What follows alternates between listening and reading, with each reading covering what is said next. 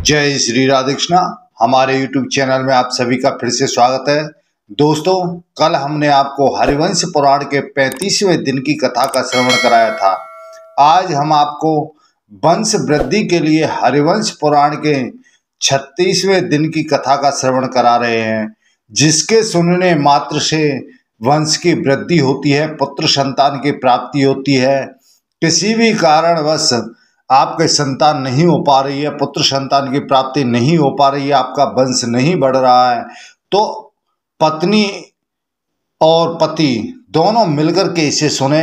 आपके वंश की वृद्धि होगी, आपको पुत्र संतान की प्राप्ति होगी।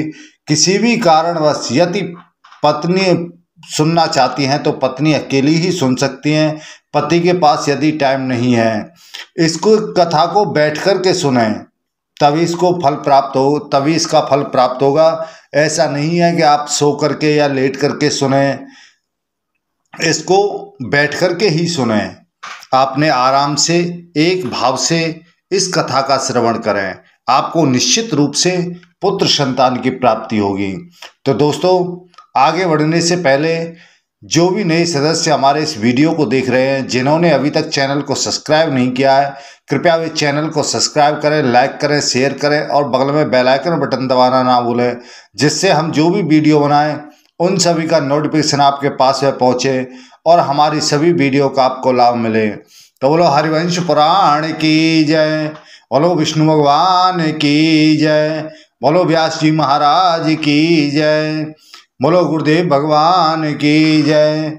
गुरुर्ब्रह्मा गुरुर्विष्णु गुरुर्देवो महेश्वरा, गुरुर् साक्षात् परब्रह्म तस्मै श्री गुरवे नमः। अखंड मंडलाकारं व्याप्तं येन चराचरं तत्पदं दर्शितं येन तस्मै श्री गुरवे नमः। बोलो हरिवंश पुराण की जय। जनमेजय जी पूछते हैं कि हे ब्रह्मर्षि, हे द्विज श्रेष्ठ, मैं शंख चक्र और गदा धारण करने वाले भगवान श्री कृष्ण के चरित्र को पुनः विस्तार के साथ सुनना चाहता हूँ। भगवान केशव की कथा सुनते हुए यहाँ मुझे कभी तृप्ति नहीं होती। ऐसा मन करता है कि मैं इसे सुनता ही जाऊं, सुनता ही जाऊं, सुनता ही जाऊं।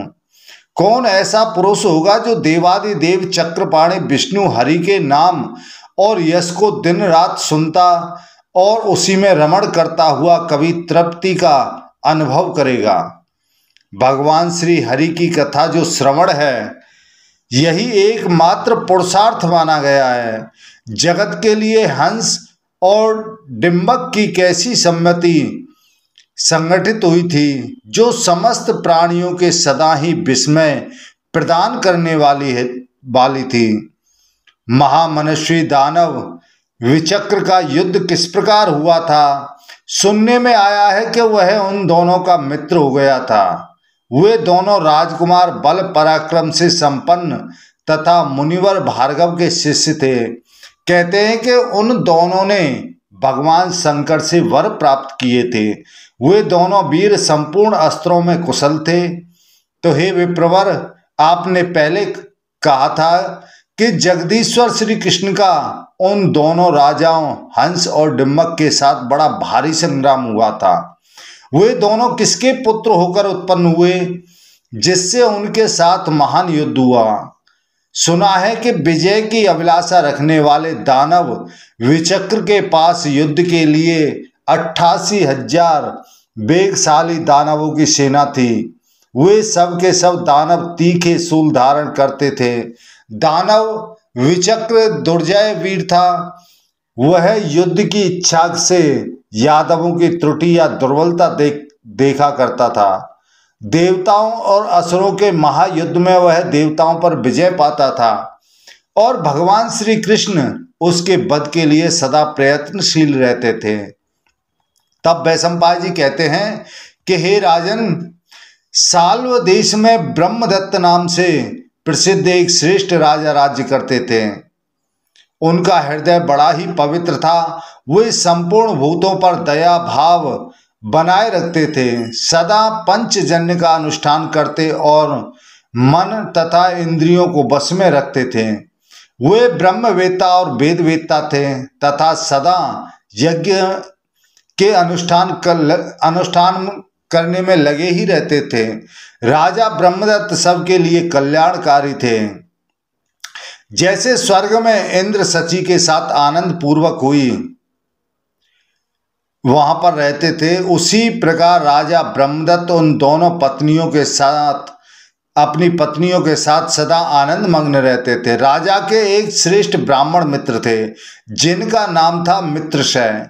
वे महान योगी तथा वेद और वेदांत के अनुशील में तत्पर रहने वाले थे। वे ब्राह्मण शिरोमणि भी राजा के समान संतानहीन थे। राजा ने अपने दोनों पत्नियों के साथ रहकर पुत्र प्राप्ति के उद्देश्य से एकाग्र चित्त हो 10 वर्षों तक शूलधारी भगवान शंकर की आराधना की। तो हे राजेंद्र, ब्राह्मण मित्र शय ने पुत्र के लिए वैष्णव याग का अनुष्ठान किया। राजा ब्रह्मदत्त के द्वारा पूजित हुए नील लोहित भगवान शंकर ने स्वप्न में उन्हें अपने दिव्य रूप का दर्शन कराया और कहा, उत्तम व्रत का पालन करने वाले हे नरेश, तुम्हारा कल्याण हो। मैं तुम पर प्रसन्न हूं, तुम कोई वर मांगो। राजा ने मुस्कुराते हुए से भगवान विश्वनाथ भगवान शंकर से यह बात कही कि हे प्रभु, मेरे 2 पुत्र हों। तब भगवान ने कहा कि तथास्तु। यह कहकर भगवान शंकर अंतर्ध्यान हो गए। उसके पश्चात राजा की नींद खुल गई। विद्वान मित्र शय ने भी अविनाशी जगदीश्वर भगवान केशव की 5 वर्षों तक बड़े भक्ति भाव से आराधना की। उन ब्राह्मण से पूजित हो देवादिदेव जनार्दन श्री हरि ने उन्हें अपने ही जैसा एक पुत्र प्रदान किया। तो महाराज, राजा की उन दोनों पत्नियों ने भगवान शंकर के तेज से गर्भ धारण किया और ब्राह्मण की पत्नी ने वैष्णव तेज को ही गर्भ के रूप में धारण किया। राजा की उन 2 रानियों ने भगवान शंकर की कृपा से प्राप्त हुए 2 महापराक्रमी पुत्रों को क्रम से जन्म दिया था। महाराज जन्मेजय, ब्रह्मदत्त ने उन दोनों पुत्रों के नाम कर्म आदि सभी संस्कार विधि पूर्वक उसके संपन्न करवाए और ब्राह्मण को बहुत सा धन दिया। विनयशील हृदय वाले ब्राह्मण मित्र शय ने भी एक पुत्र प्राप्त किया, जिनके रूप में मानो साक्षात भगवान श्री हरि ही उनके घर में आ गए हों। ब्राह्मण ने भी पुत्र के जात कर्म आदि सभी संस्कार किए। जो 16 संस्कार होते हैं वह सभी उसके संपूर्ण किए। जिस तरीके से प्रथम संस्कार होता है, प्रथम किया, द्वितीय होता है, द्वितीय किया, तीसरी की अवस्था हुई, जब तीसरा किया, चौथे की अवस्था हुई, जब चौथा उसका कर्म किया। इसी प्रकार से उसके आयु अनुसार उसके जात कर्म किए, संस्कार किए। वे दोनों राजकुमार और ब्राह्मण पुत्र तीनों ही समय वयस्क थे।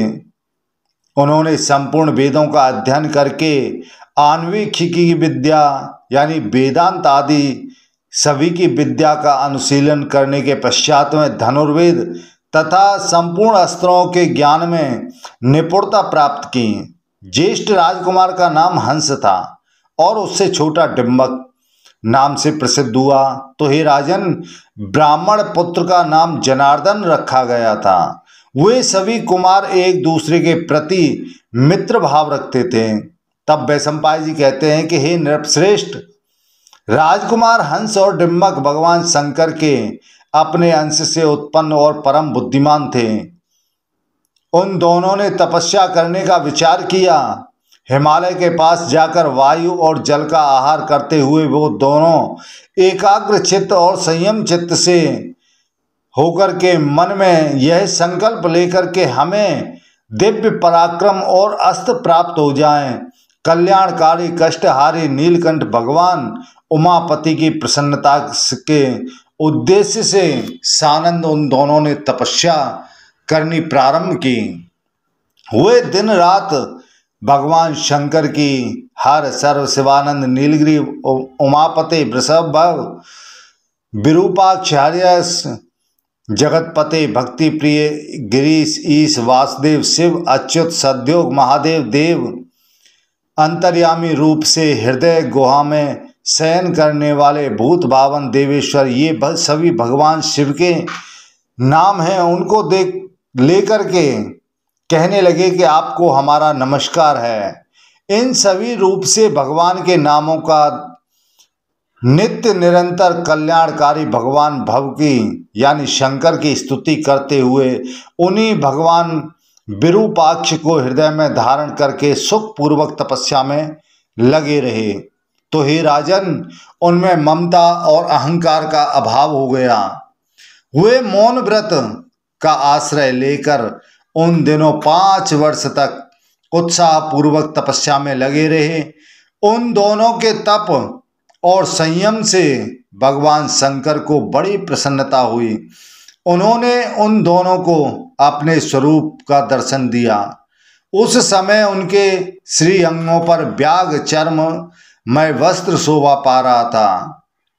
वे पापहारी, त्रिनेत्रधारी और कल्याणकारी उमा वल्लभ भगवान शिव हाथ में त्रिशूल लिए वहां उपस्थित हुए। चंद्रार्ध शेखर भगवान शिव को अपने सामने खड़ा देख हुए दोनों प्रसन्न चित्त हो उन्हें बारंबार नमस्कार करने लगे। तब भगवान कहते हैं कि हे राजकुमारों, तुम दोनों का कल्याण हो।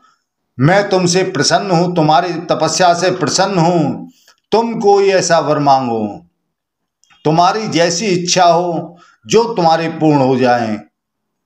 यह सुनकर वे दोनों बोले कि भगवान, यदि आप हमारे ऊपर प्रसन्न हैं तो हम आपकी कृपा से देवताओं और असुरों के मुख्य सेनापतियों, यक्षों, गंधर्वों और दानवों के लिए भी अजय हो जाएं।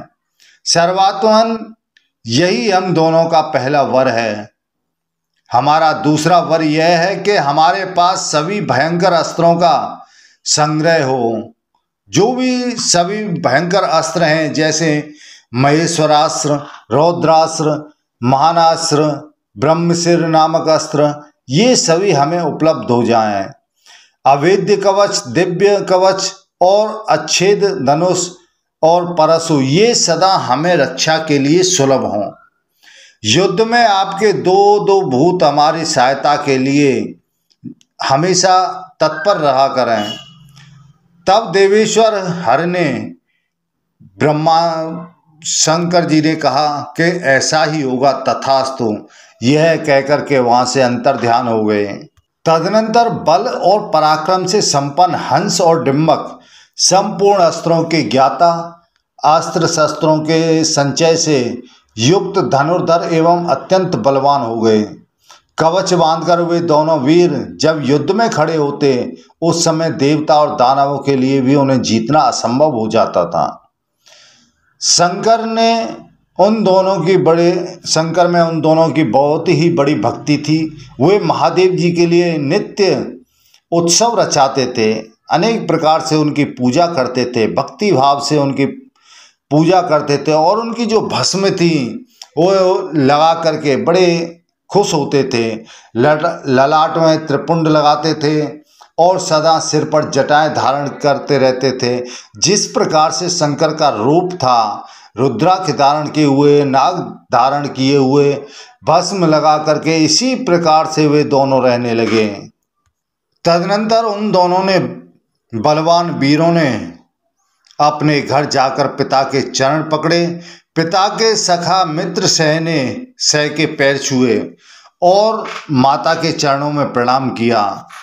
हे नरेश्वर, परम बुद्धिमान धर्मात्मा जनार्दन ने भी दीर्घ काल तक अध्ययन करके युक्त होकर संपूर्ण विद्याओं में पारंगत योग्यता प्राप्त की। वह अपनी इंद्रियों को वश में करके ब्रह्म तत्व के चिंतन में तत्पर रहकर नित्य निरंतर इंद्रियों के प्रेरक रेशमी पीताम्बरधारी भगवान विष्णु की उपासना करता था। हंस और डिम्बक के विवाह हो गए। फिर धर्मात्मा जनार्दन ने भी पत्नी का पाणी ग्रहण किया। वे सब के सब यज्ञ में तत्पर, पंच यज्ञ परायण और अपनी ही पत्नी में अनुरक्त रहकर गुरुजनों की सेवा में संलग्न रहते थे। ये मानते थे कि धर्म ही परम कल्याण करने वाला है। जिससे हमारी मोक्ष प्राप्ति होती है, जिससे हमें मुक्ति मिलती है, वह परम सत्य यही है कि भगवान की पूजा करें, उनका नाम स्मरण करें। उन्हीं की कृपा से हमारा भी जन्म हुआ है, उन्हीं की कृपा से हमारा भी वंश चलेगा। इस प्रकार से वे तीनों भगवान की सेवा करते थे। हंस और डिम्बक भगवान शंकर की पूजा में लगे रहते थे और जनार्दन भगवान विष्णु की पूजा में रोजाना तत्पर रहता था। तो दोस्तों, जो भी इस कथा को श्रवण करता है उसके घर में वंश की वृद्धि होती है, धन धान्य की वृद्धि होती है, उनके घर में किसी भी प्रकार की कोई कमी नहीं रहती है। तो दोस्तों, आज हमने आपको 36वें दिन की कथा का श्रवण कराया है। यह वीडियो आपको कैसा लगा? हमें उम्मीद है अच्छा लगा होगा। तो कृपया चैनल को सब्सक्राइब जरूर करें। जय श्री राधे कृष्णा।